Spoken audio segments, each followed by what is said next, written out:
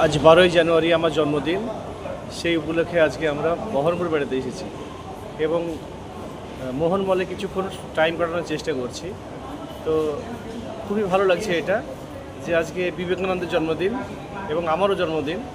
যদিও বিবেকানন্দ একজন world celebrity, আমি হয়তো সেটা নই, তবুও আমরা চেষ্টা করছি যে আমাদের পরিবারের মধ্যে সীমাবদ্ধ থেকেই এই দিনটিকে ছোট্টভাবে একটু পালন করার।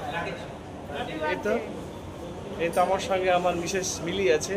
তো মিলি আজকে আমাকে ঘুম থেকে উঠেই বলল, তোমার তো শুভ জন্মদিন। তখন আমি অনেকটাই চমকে গেলাম। কারণটাই হলো যে সাধারণত আমরা তো আর এই যুগে ছেলে বা মেয়ে নই। এই যুগে ছেলে মেয়েরা বার্থডে নিয়ে খুব ওরা থাকে আর কি,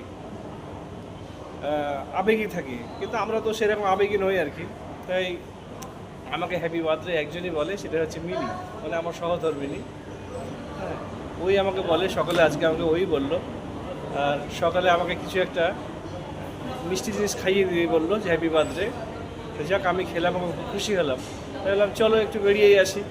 দিয়ে আজকে আমরা একটু বেড়াতেই আসলাম ছোট্ট করে, যে বড় আয়োজন না হলেও অন্তত ছোট আয়োজন একটা হোক।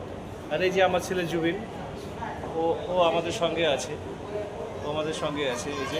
এই যে জুবিন, এই যে জুবিন, কেমন লাগছে মোহনমল? হ্যাঁ,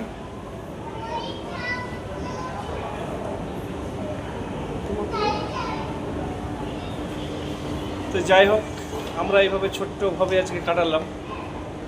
তো টাটা আর কি।